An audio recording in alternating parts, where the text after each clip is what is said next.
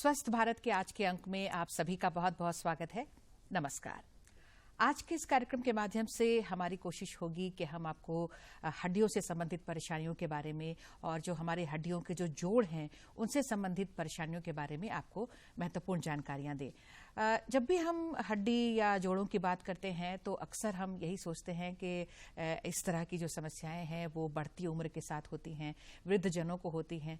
लेकिन आज हम आपको ये बताएंगे कि इस तरह की समस्याएं नवजात शिशुओं में भी पाई जाती हैं और बढ़ती उम्र के बच्चों में भी हड्डियों से संबंधित या जोड़ों से संबंधित परेशानियां हो सकती हैं। हम कोशिश करेंगे कि आप जान पाएं, आपके अंदर ये जागरूकता आए कि आखिर इन सब की वजह क्या है, कौन कौन सी परेशानियां नवजात शिशुओं में भी हो जाती हैं या बढ़ती उम्र के बच्चों में हो जाती हैं, क्या ये ठीक हो सकते हैं या फिर जिंदगी भर उनको इस तरह की समस्याएं बनी रहेंगी, क्या कुछ होता है। ये बहुत ही महत्वपूर्ण जानकारियां हैं और इन जानकारियों को आप तक पहुंचाने के लिए हमने आज अपने स्टूडियो में आमंत्रित किया है सुप्रसिद्ध हड्डी रोग विशेषज्ञ डॉक्टर निर्मल कुमार को, जो कि इस वक्त मेडिका हॉस्पिटल में अपनी सेवाएं दे रहे हैं। डॉक्टर साहब, आपका बहुत बहुत स्वागत है हमारे कार्यक्रम में। नमस्कार। जी नमस्कार और धन्यवाद कार्यक्रम पे आमंत्रित करने के लिए। जी जी बिल्कुल, हमें भी बहुत अच्छा लग रहा है सर, आप यहाँ पर आए हैं, अपना बहुमूल्य वक्त दिया है और बहुत अच्छी जानकारियाँ आज आप देने वाले हैं। देखिए सर, जब भी हमने आपको बुलाया है हमने आपसे अक्सर वृद्धजनों में जो परेशानियाँ होती हैं हड्डी में, उस तरह की बातें की हैं, जोड़ों के से संबंधित बहुत सारी बातें की हैं। लेकिन आज हम आपसे बात करेंगे कि नवजात शिशुओं में भी जो इस तरह की परेशानियाँ होती हैं या फिर छोटे बच्चों में, बढ़ती उम्र के बच्चों में होती हैं, आखिर उसकी वजह क्या है, कौन कौन सी परेशानियाँ हो सकती हैं। जी देखिए, जैसे नवजात शिशु में कई तरह की बीमारियां होती हैं जो हो सकती हैं, उसी तरह हड्डी या जोड़ से संबंधित भी बीमारियां नवजात शिशुओं में होती हैं और इनका सही समय पे सही इलाज जरूरी होता है। बिल्कुल, अन्यथा ये इलाज फिर बाद में काफी जटिल हो जाता है। सही। और कई बार तो अगर बाद में इलाज शुरू होने से हमें वांछित फल भी नहीं मिल पाता, जिस तरीके के हम रिजल्ट देर हो जाती है। जी जी। तो मैं समझता हूँ कि वैसे समस्याएं हड्डी और जोड़ से संबंधित जो नवजात शिशुओं में हैं, जो आम हैं, उसके प्रति जागरूकता न सिर्फ आम लोगों में होनी चाहिए, जो ऐसे पुरुष महिला जो फादर मदर बनने वाले हैं, उनको जानकारी होनी चाहिए। या उनके आसपास अगर वो इस तरह के बच्चों को देखें तो वो प्रेरित करें कि वो सही तरीके से सही जगह जाकर इलाज लें, विशेषज्ञ से मिले। सही बात। तो मैं सबसे पहले पे जिस चीज का जिक्र करना चाहूंगा वो है क्लब फुट। तो ये एक आम कह सकते हैं, बहुत कॉमन समस्या है। बच्चे जो नवजात बच्चे होते हैं वो जन्म के समय से ही उनका पैर टेढ़ा होता है। अच्छा, उसको क्लब फुट बोलते हैं। जी। तो ऐसे तो कई कारण से कई तरह के विकार हो सकते हैं, लेकिन सबसे जो आम या जो कॉमन समस्या है वो क्लब फुट हम जिसे बोलते हैं। और जो डॉक्टरी भाषा में हम उसे अगर और थोड़ा साइंटिफिक तरीके से समझने की कोशिश करें तो उसे हम शॉर्ट में CTEV कहते हैं। अच्छा। या कंजेनाइटल टैलिपस इक्वाइनोवायरस। अच्छा। तो कंजेनाइटल मतलब जो जन्मजात हो, और 3 तरह की उसमें विकृतियां हैं, मिला उसका मिश्रण है, इसलिए टैलिपस इक्वाइनोवायरस कहते हैं। जी। तो पैर में 3 तरह के विकार होते हैं। एक तो पीछे से ये इस तरीके से नीचे की तरफ पैर चला जाता है। अच्छा, अच्छा। और साथ ही साथ ये पैर अंदर की तरफ मुड़ जाता है। तो ये 3 डायमेंशनल अगर पिक्चर हम समझें तो 3 तरह के विकार मिलकर इस तरह का जो समस्या खड़ा करते हैं उसे हम क्लब फुट या CTEV कहते हैं। और ऐसे तो ये दूसरे कारण से भी हो सकता है, जैसे बच्चों में अगर किन्हें मेनिंजोमाइनोसील हो, यानी एक तरह की नस की बीमारी है जो स्पाइन में संबंधित है, या कंजेनिटल कंस्ट्रिक्शन बैंड्स होते हैं बच्चों में, पैर और हाथ में कई तरह के धारीदार एक रिंग जैसे स्ट्रक्चर्स बनाते हैं। जी। उसके अलावा कुछ और भी समस्याएं हैं जिनके साथ ये एसोसिएटेड हो सकते हैं। बट प्रायः ये बिना कारण के होते हैं। तो इनका कारण अभी तक जैसा हम लोग समझते हैं, कुछ तो है जो गर्भावस्था में ही डेवलप करता है, डेवलपमेंट के दौरान ये विकृति आ जाती है। तो ये जो सर गर्भावस्था की बात आपने जब की है, तो गर्भावस्था के समय पता लग जाता है कि अगर नियमित तौर पे अल्ट्रासाउंड होता रहा है तो निश्चित तौर पे एक अच्छे सोनोलॉजिस्ट और गायनेकोलॉजिस्ट पहले से ये बता सकते हैं कि होने वाले बच्चे को क्लब फुट की समस्या है। बिल्कुल। तो अगर ये आप जवाब दे रहे हैं सर, तो एक सवाल फिर उभर रहा है कि क्या गर्भस्थ शिशु को भी हम उपचारित कर सकते हैं या नहीं कर सकते हैं? नहीं, देखिए ये समस्या, जैसे मैंने कहा कि अगर समय रहते अगर आप इसका करते हैं तो आज की डेट में इलाज काफी आसान हो गया है। तो ऐसा कुछ नहीं है कि हम गर्भावस्था में गर्भस्थ शिशु में अगर पता लग जाता है तो भी हमें उस समय उसको हम ट्रीटमेंट दे सकते हैं? नहीं, वो संभव नहीं है। तो प्रसव के बाद ही इसका ये जरूर है कि इसमें जैसे एक अवधारणा है या गलत धारणा है कि जैसे पीडियाट्रिशियंस भी कई बार बोलते हैं कि इसमें कोई हड़बड़ी नहीं है या आप बाद में इसका इलाज करा लीजिए, बट ये गलत धारणा है। हड्डी रोग विशेषज्ञ के तौर पे मैं कहना चाहूँगा कि जो हमारे स्त्री रोग विशेषज्ञ हैं या बच्चों के डॉक्टर्स हैं और जो बाकी आम जनता के लिए भी, कि इसका इलाज डे 1 शुरू होना चाहिए। और इसमें हम लोग सीरियल कास्टिंग करते हैं। अच्छा। तो मैनिपुलेशन किया जाता है और पैर को एक सिलसिलेवार तरीके से 5 से 6 बार उसको जब प्लास्टर हम लोग लगाते हैं, अच्छा, तब जाकर वो पैर सीधा हो जाता है। तो इसमें कई बार जो समस्याएं आती हैं वो गलत धारणा की वजह से, या तो जो बच्चों के माता पिता होते हैं वो मानसिक तौर पे इतने ज्यादा उसको लेके घबरा जाते हैं कि वो फिर कई दूसरे तरीके के इलाज जैसे झाड़ फूक या उस टाइप के उसमें चले जाते हैं, या उन्हें लगता है कि शायद इतने छोटे बच्चे का इस तरीके से प्लास्टर सही नहीं होगा। तो ये अवधारणा सही नहीं है। और मैं कहूँगा कि ये प्लास्टर शुरू में लगाना आसान होता है और इसमें कोई किसी तरह की कोई बेहोशी देने की जरूरत नहीं होती है।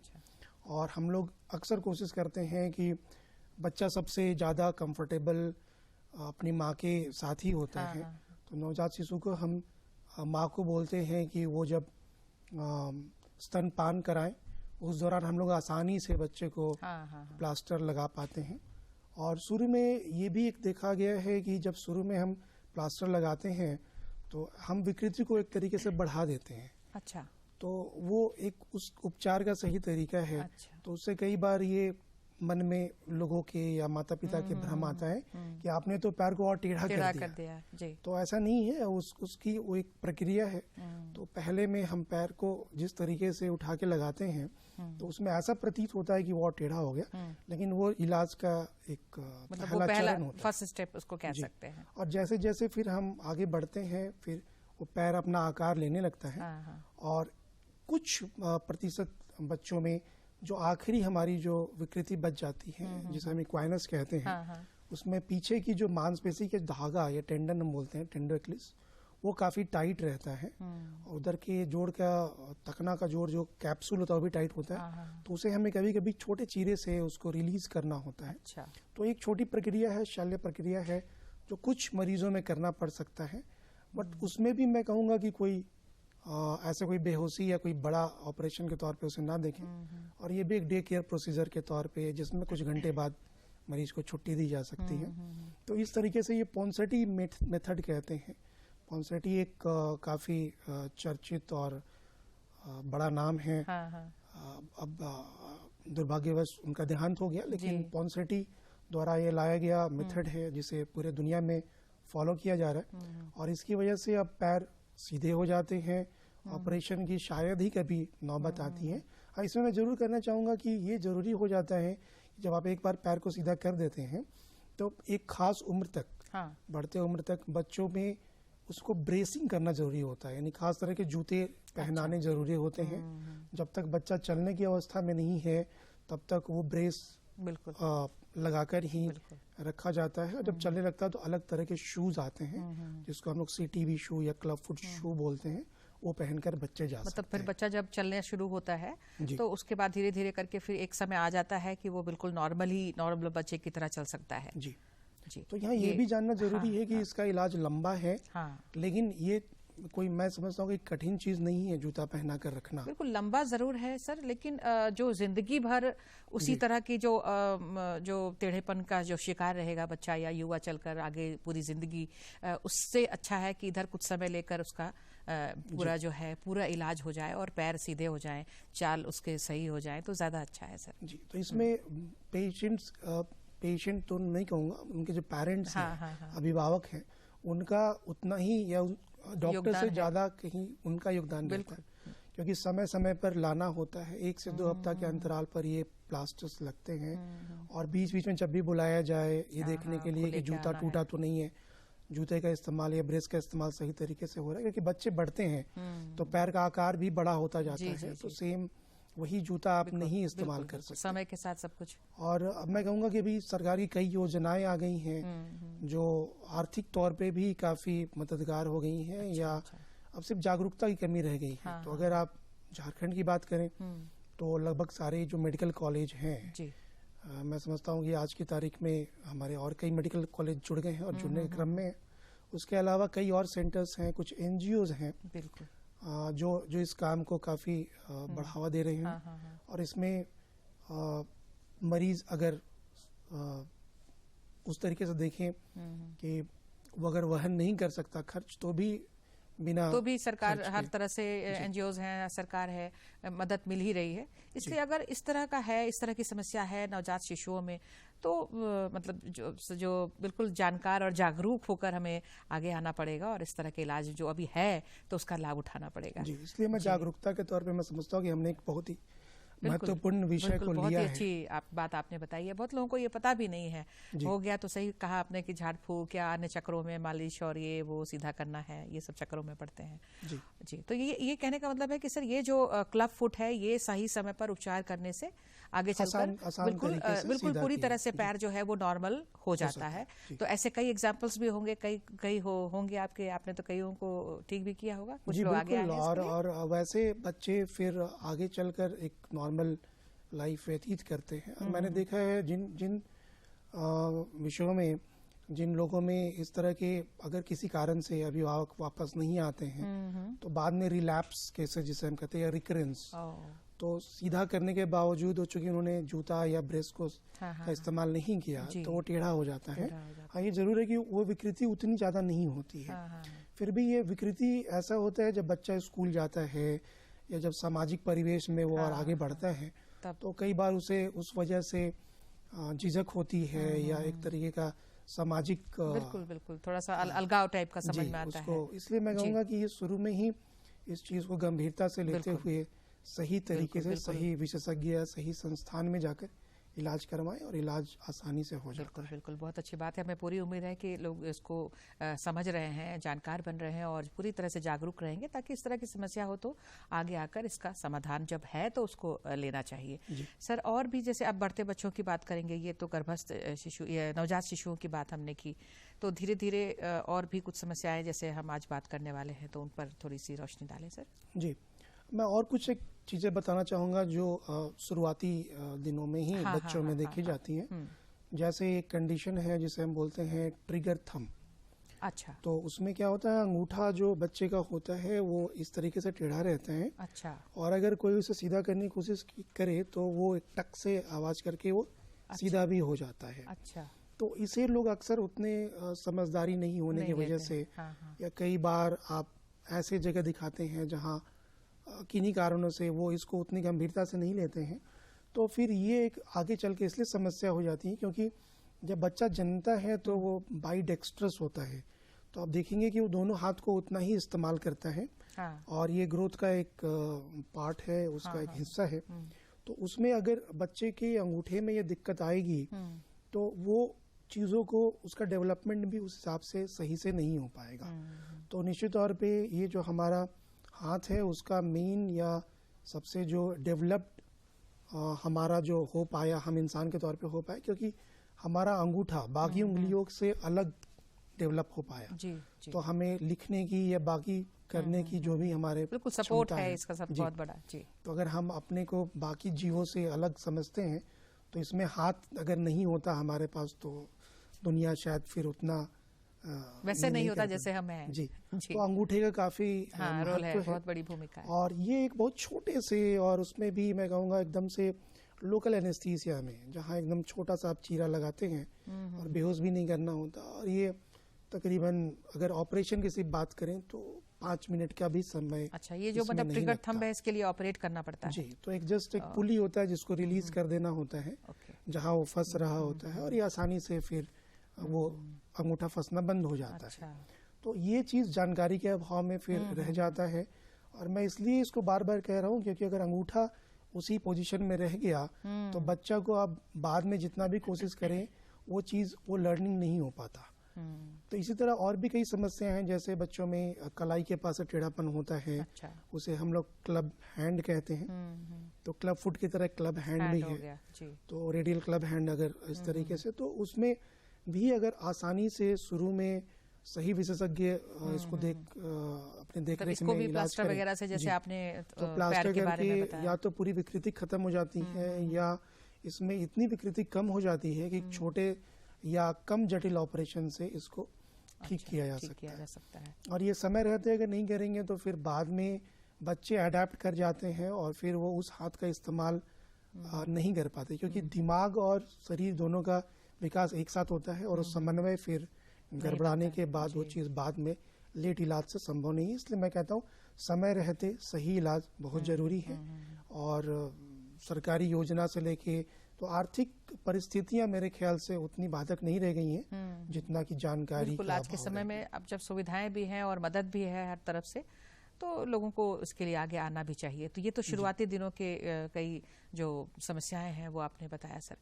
फिर धीरे धीरे बढ़ते बच्चों में जैसे खान पान की कमी हो गई, कुपोषण है, इस तरह की भी समस्या होती है, तो उसके कारण भी कई परेशानियां होती हैं। जी, जैसे हमने अभी बात किया नवजात शिशु में जो कंजेनाइटल बाई बर्थ या जन्मजात है, उसके अलावा कई ऐसे समस्याएं हैं जो समय के साथ सही खान पान नहीं होने से जैसे जैसे बच्चा बढ़ रहा है जी, उसके क्या रिक्वायरमेंट्स हैं नहीं है। इसलिए हम हमेशा पौष्टिक आहार और संतुलित आहार की बात करते हैं। और अगर हड्डी की बात करें तो उसमें कैल्शियम और विटामिन डी जी, ये दो बहुत महत्वपूर्ण हो जाते हैं। तो इसलिए जैसे रिकेट्स की बात करें जिसमें विटामिन डी से संबंधित समस्या आ जाती है, तो विटामिन डी या तो बच्चा पर्याप्त मात्रा में ले नहीं रहा है या उसमें लेने के बावजूद जैसे सही से पाचन प्रक्रिया नहीं हो रही है, तो बॉडी हमारा पर्याप्त मात्रा में विटामिन डी लेने के बावजूद उसको एसिमिलेट नहीं कर पा रहा, उसको रिटेन नहीं कर पा रहा, रख नहीं पा रहा है।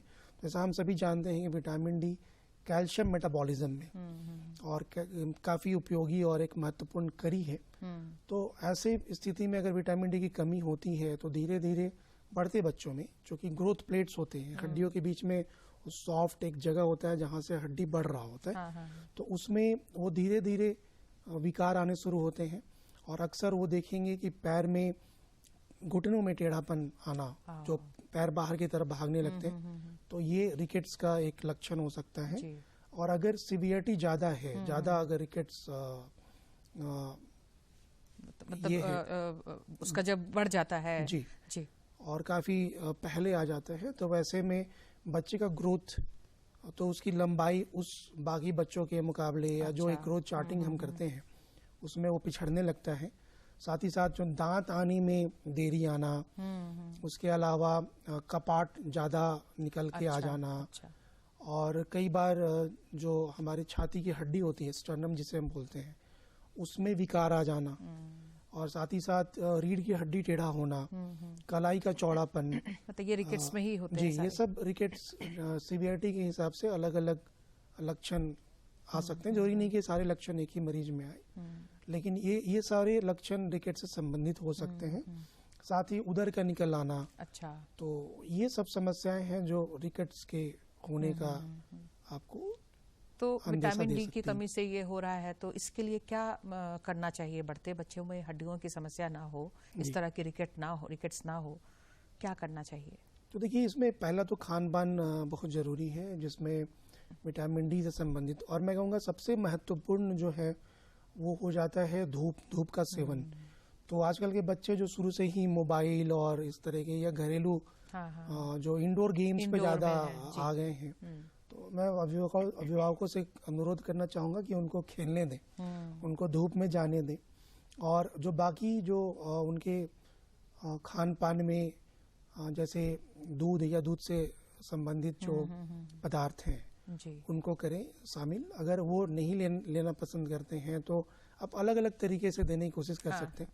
उसके अलावा कई मार्केट में ऐसे फोर्टिफाइड फूड आइटम्स हैं जिसमें विटामिन डी अलग से रहता है, तो आप उसका भी इस्तेमाल कर सकते हैं। इसके अलावा अंडा है, एक अच्छा स्रोत हो सकता है। हरी पत्तेदार सब्जियां हैं। जी। और अगर बाकी इसमें जाएं तो हम कैल्शियम के माध्यम से देखें तो नॉन वेज अगर मांसाहारी जी उसमें अच्छा ये हो सकता है। उसके अलावा सोयाबीन है, प्रोटीन भी उसमें अच्छा होता है। उसके अलावा और कई ऐसे पदार्थ हैं जो आसानी से आपके जो अभी जाड़े का टाइम आ रहा है तो तिल का सेवन एक अच्छा माध्यम होता है। अच्छा है जी। अच्छा, तो हमारे पूर्वजों ने कुछ तो इतना ये मौसम रखा के हिसाब होगा से सब कुछ। जी। तो आने वाले अभी मकर संक्रांति में तिल का प्रचलन है। जी। मैं कहूँगा तिल का आप जब भी जाड़े में वो सेवन आप कर सकते हैं, बच्चों को भी प्रेरित कर सकते हैं। तो ये सब तरीके हैं। लेकिन इसके बावजूद अगर बच्चा इन सब किसी तरह के लक्षण या आपको लगे कि इस तरह की समस्या आ रही है तो देरी ना करें, विशेषज्ञ से मिलें, क्योंकि इसमें फिर जांच की जाती है जिसमें विटामिन डी का लेवल क्या है, कैल्शियम, फास्फोरस, अल्कलाइन फास्फेटेस, ये सब ये जांच हैं जो किए जाते हैं। उसके अलावा जरूरत के हिसाब से एक्सरेज भी किए जाते हैं और इस आधार पे डॉक्टर ये निष्कर्ष निकालते हैं कि यहाँ बच्चे को रिकेट्स है। तो ऐसी स्थिति में फिर विटामिन डी के हाई डोजेस दिए जाते हैं और वो निश्चित तौर पे किसी विशेषज्ञ की देखरेख में ही होना चाहिए। और ये जरूरी नहीं कि हड्डी रोग विशेषज्ञ हो, कई बार ये शिशु रोग विशेषज्ञ भी इसको उतने ही अच्छे तरीके से ये कर सकते हैं। जी। और कभी कभी ऐसा भी होता है कि कैल्शियम तो ठीक है, विटामिन डी भी ठीक है, लेकिन फिर भी रिकेट्स दूसरे कारण से हो रहा है। अच्छा, अन्य कारण भी होते हैं। जी। तो वो थोड़े जटिल और वो ज़्यादा उतने सामान्य स्थिति नहीं है। तो जिसे हम विटामिन डी रेसिस्टेंट रिकेट्स कहते हैं। तो विटामिन डी तो आप ले रहे हैं लेकिन जहाँ जाकर उसे अंत में काम करना चाहिए वो वहाँ काम नहीं कर रहा हो।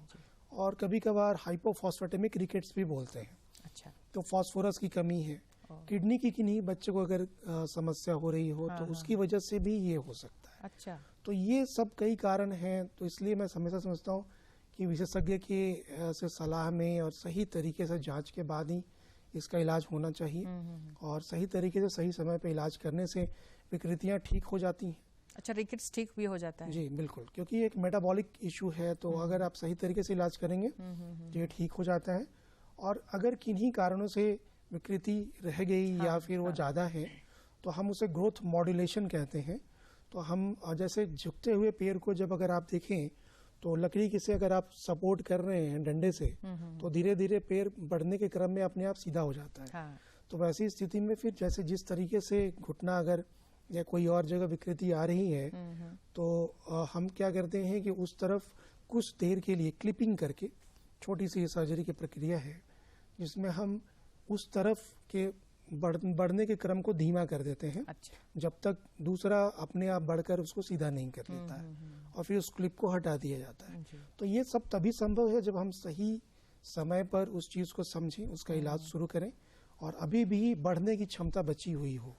लेकिन अगर बच्चा बहुत लेट से आता है या देर से हम करते हैं तो वैसे में फिर जो प्रक्रिया होती है शल्य की वो बहुत जटिल हो जाती है। और कई बार तो आप चाहकर भी उतना अच्छा रिजल्ट परिणाम नहीं दे पाते। बिल्कुल, मतलब इसमें भी है कि देर नहीं करना है, लक्षण दिखाई दे तो फौरन अगर हम इलाज में जाते हैं तो रिकेट्स जैसी समस्या जो देखते हैं कि बिल्कुल टेढ़े हो जाते हैं बच्चों के पैर, वो मतलब बिल्कुल ठीक हो जाते हैं। ये भी लोगों को जानना जरूरी है सर कि ये पूरी तरह से ठीक हो जाते हैं। जी जी।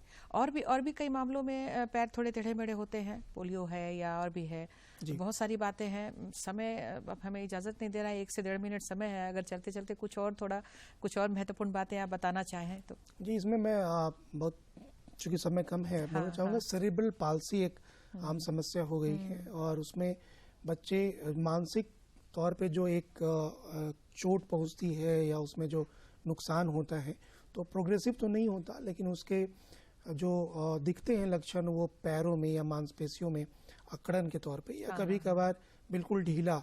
तो इसका भी इलाज संभव है, बहुत हद तक संभव है। मैं कहूँगा पूरे तौर पे तो ठीक करना कई बार संभव नहीं होता है। लेकिन इसमें भी कई बार जानकारी के अभाव में लोग नहीं आते हैं और इसमें भी अगर सही समय पे सही तरीके से इलाज किया जाए तो जो बच्चा इंडिपेंडेंटली या अपने किसी पे निर्भर बिना हुए या उस तरीके से कह सकते हैं कि विकलांगता की तरफ नहीं जी, जा जी, जी, सकता है। बिल्कुल। तो उसको भी पहचानना, उसका सही तरीके से इलाज, समुचित इलाज, किसी और कार्यक्रम में हम इस पर ज्यादा चर्चा बिल्कुल से बिल्कुल बिल्कुल नहीं सवाल कर तो बहुत सकते। रह गए हैं। जिस तरह से आपने जानकारी दिया है तो बहुत सारी बातें, बहुत सारे सवाल मेरे अंदर भी जहन में आ रहे हैं, लेकिन अभी घड़ी हमें कह रही है कि अब कार्यक्रम को समाप्त करना है हमें। तो चलते चलते बस आपको हम धन्यवाद देंगे सर कि आपने बहुत ही अपना कीमती वक्त दिया है और इतनी अच्छी जानकारियां दी हैं। कुछ नई जानकारियां भी आज लोगों को मिली है और हमें उम्मीद है जो हमारा मकसद है कि इसके प्रति भी लोग जानकार हों और जागरूक हों, ताकि लोग जाने कि इस तरह की सुविधाएं हैं हमारे पास, कि जी, इस तरह बिल्कुल। की जो समस्याएं हैं वो ठीक हो सकती हैं। इसलिए इधर उधर भटक नहीं जाएं और सीधे इलाज और कराएं। अपने शहर में और अपने राज्य में ही अपने ये शहर संभव में, है। अपने राज्य में सब कुछ अवेलेबल है। तो हम बच्चों का भविष्य जो है वो बिल्कुल सही रखें। जो भी समस्याएं हैं वो बचपन में ही उसका निदान हो जाए, और आप जैसे डॉक्टर हैं तो फिर सोचने की कोई ज़रूरत ही नहीं है।